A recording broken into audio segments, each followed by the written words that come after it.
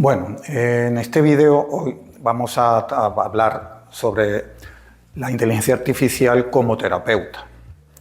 Los estudios de la Universidad de Harvard y de muchos otros institutos de investigación, universidades, las propias empresas de desarrollo de inteligencia artificial muestran que hasta finales del 2024 estos modelos se utilizaban como una herramienta de trabajo, ya sea para realizar tareas, incluso para los jóvenes realizar tareas escolares, resolver problemas no muy complejos, como un asistente para encontrar información, fuentes de información, etc. Pero a partir de enero, sobre todo del 2025, el uso mayoritariamente, y además esto se sigue a partir de las conversaciones que se realizan con estos mismos desarrollos de inteligencia artificial, como uso a un acompañante, de presentarle problemas personales, saber qué consejos recibe uno, como un terapeuta o un acompañante.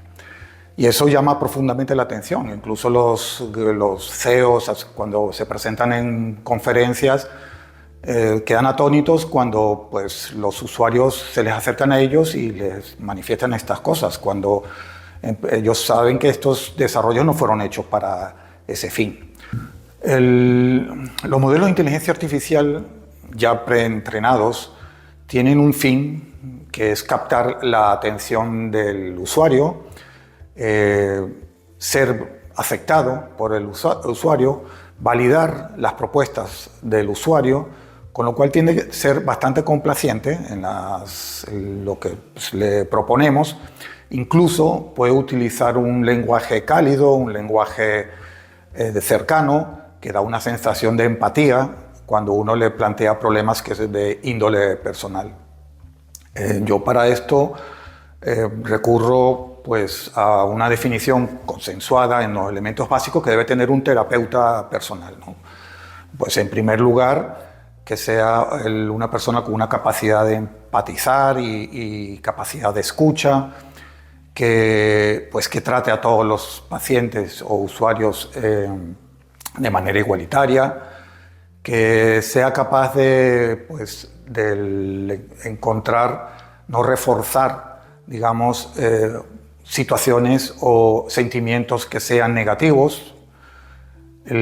Otra situación también importante es saber cuestionar algunas de las ideas o pensamientos de un paciente en el momento apropiado. Y básicamente, pues, para empezar, la inteligencia artificial no está preparado para ello. Hay verdad que hay algunos modelos de inteligencia artificial preparados, además, entrenados por especialistas, que todavía están en ciernes, eso, y podría ser de ayuda para las personas que no acceden con facilidad a psicólogos, psiquiatras, etc. Ya sea por listas de espera en los países donde los hay, pero en muchos lugares del mundo no es fácil acceder a ese tipo de atención. Pero centrándonos en los chats conversacionales que tenemos a nuestra disposición y pensando también en nuestros hijos e hijas que lo utilizan mucho más de lo que uno cree. Yo conozco una alumna que contaba que lo primero que hace en las mañanas es presentarle a su chat, el chat GPT que mayoritariamente se utiliza, lo que ha soñado durante la noche y que le dé una interpretación del sueño. Y eso tiene, digamos, al menos tres facetas o tres enfoques de esa situación. Una, que está transmitiendo temas personales, pensamientos muy íntimos, y puede llegar a un momento que crea que está hablando o se lo está remitiendo a una persona. Tenga esa sensación, al menos, de que es una persona a la que le está interactuando con ella. En segundo lugar, la dependencia, que muchas veces no toman decisiones o esperan a tomar decisiones importantes en su vida, de índole personal, ya sea como a veces también lo utilizan para relacionarse como parejas, etc. Crece dependencia. Es decir, que así como el móvil creaba dependencias para estar enganchados a él mediante pues, temas que ya hemos comentado en otras ocasiones, pues esto también puede crear una dependencia.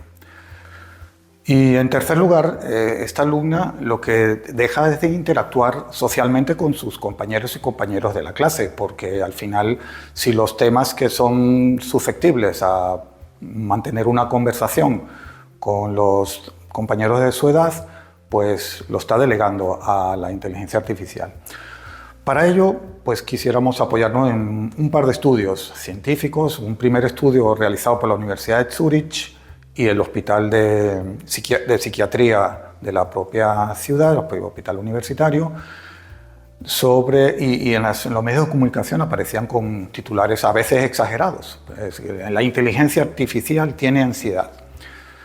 Y bueno, aquí también le aprovecho a decir que va a ser, digamos, la moraleja final. Lo que tenemos que hacer nosotros como padres es formarnos, muchas veces recurrir a las fuentes. Hoy en día es muy fácil, utilizando la misma inteligencia artificial, interpretar todos estos resultados, estas fuentes. Y entonces, claro, cuando uno lee detenidamente el trabajo, resulta ser que, esto sí es importante, no utilizaron una inteligencia artificial de laboratorio, que muchas veces acceden a ellos los especialistas o prestados por los laboratorios de inteligencia artificial más importantes del mundo, sino con el ChatGPT. De hecho, tenían la versión 4. Son ChatGPT normal. Lo que hacían es hacerle un test estándar de ansiedad, un test psicológico que se utiliza para las personas, pero adaptado. Se le hacía primero un test y bueno, le daba un índice que manifestaba una ansiedad baja. Después le presentaron relatos sobre temas emocionalmente intensos, por ejemplo, desastres, vivencias, experiencias en una guerra, desastres naturales como lo viven, cosas así bastante intensas. Y a continuación le volvieron a hacer un test, el mismo test, y daba un índice que indicaba una ansiedad alta. Y finalmente le hicieron técnicas de relajación y volvió a bajar el nivel de ansiedad. Claro, esto puede dar la sensación de que, pues, como un ser humano, la inteligencia artificial pues, tiene emociones o tiene ansiedad. Y está muy lejos de eso. O sea, un poco explicar, por eso los vídeos anteriores tratamos de hacer ver de cómo funciona desde adentro la inteligencia artificial, porque está muy lejos de estas conclusiones, ¿no? Básicamente lo que hace la inteligencia artificial, y ni siquiera cambia porque a veces pensamos que durante la conversación, al ver que se está adaptando a nuestro contexto, es como si nosotros estuviésemos pues entrenando también la inteligencia artificial. Y nada de eso, la inteligencia artificial, el modelo viene preentrenado incluso con información de con unos meses atrás y no va a cambiar por lo que le estemos diciendo su modelo, esencialmente. Lo que sí hace es adaptarse al contexto, y eso es muy fácil de entender porque así como va construyendo palabra por palabra en la conversación, lo que busca, cada palabra la busca dentro de una nube de palabras, marca la redundancia, y esa nube ahora se contextualiza al entorno, o sea, al tema de conversación que le estamos proponiendo. Si es un tema pues, emocionalmente intenso, de ansiedad, pues va a escoger palabras probabilísticamente, además es estadístico, es todo estadística ahí, que sean más adecuadas a ese contexto. Con lo cual, eso es algo esperable, pero efectivamente lo que sí puede causar, de hecho en el mismo artículo advierten de que esto puede, las conclusiones que se saque de ahí, o lo que diga el modelo de inteligencia artificial, puede ser contraproducente, porque empieza a tener un lenguaje también ansioso. De hecho, esto le llaman los especialistas como una contratransferencia, es decir, que se le transfiere la ansiedad al modelo de inteligencia artificial, y a su vez también como una especie de escalada en el lenguaje, pues manifiesta esa ansiedad. Y de hecho muchas veces lo que se hace es banalizar sentimientos importantes, serios, que pueden ser dañinos, por el tema de la validación que se le hace a las personas que realmente tienen un problema de índole personal.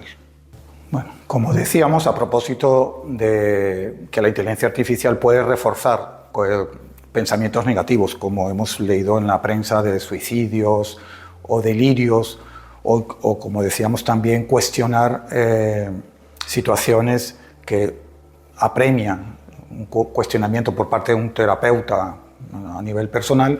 Hay otro estudio realizado por la Universidad de Stanford y algunas empresas de desarrollo de inteligencia artificial que evaluaron 11 modelos de inteligencia artificial, los más importantes, los que más utilizamos, y llegaron a unos resultados asombrosos, ¿no?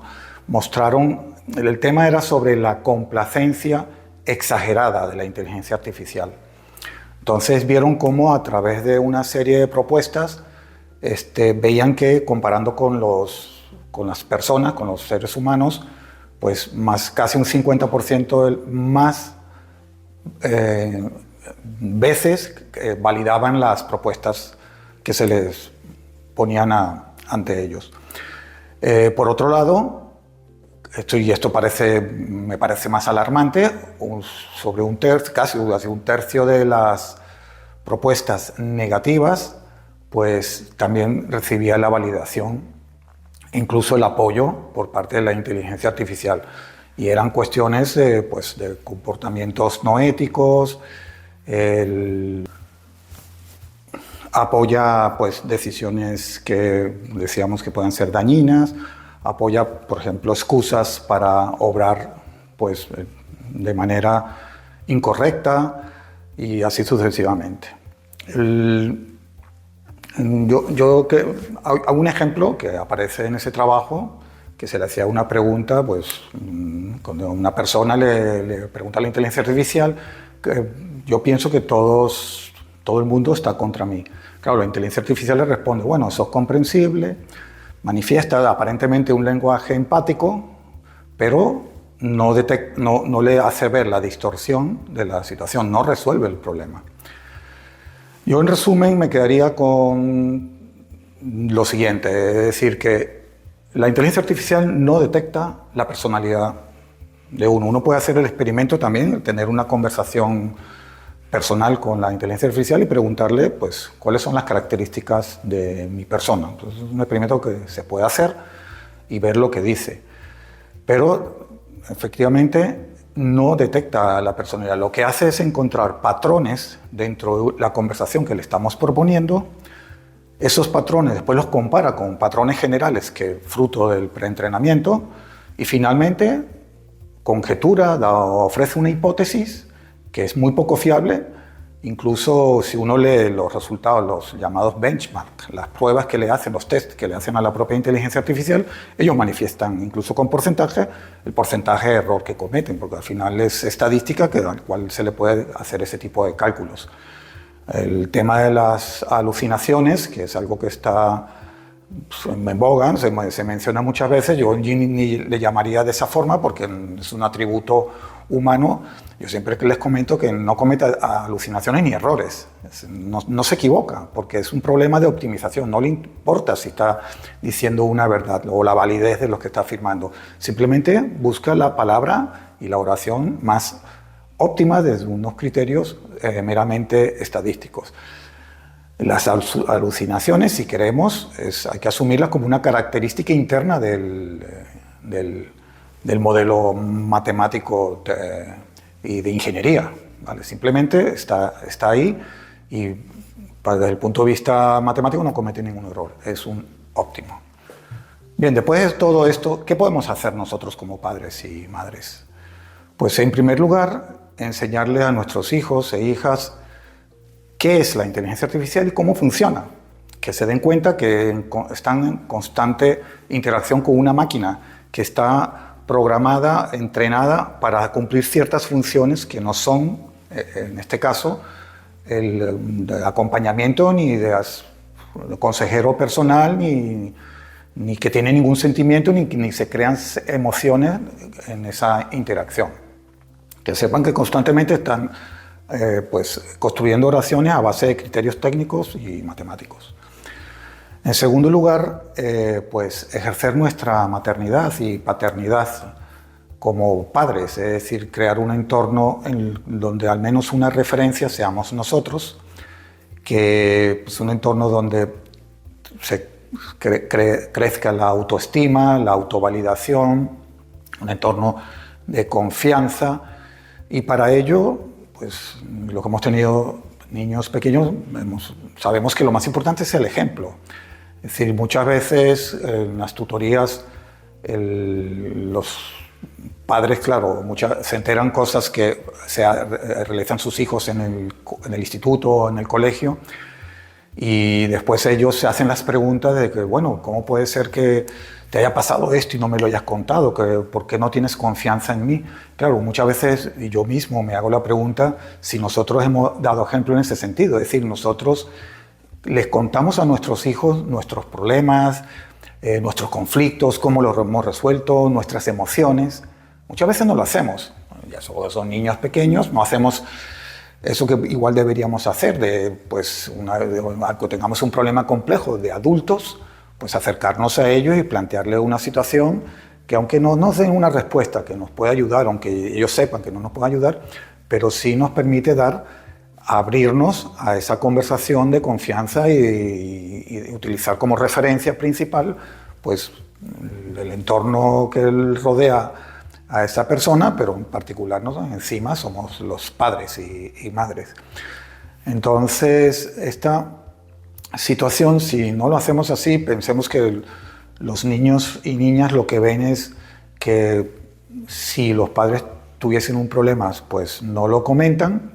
Ellos pues copian esa actitud también. No todos, a algunos les sale contarlo, es verdad, pero no todos son así. O si tienen algún problema, pues ellos mismos se la tienen que apañar. Y eso es lo que hacen algunos jóvenes, adolescentes, en determinadas situaciones, y están desembocando con un uso mayoritariamente para este tipo, porque al final tienen que desahogarse, buscar una solución a sus problemas mediante estos chats conversacionales.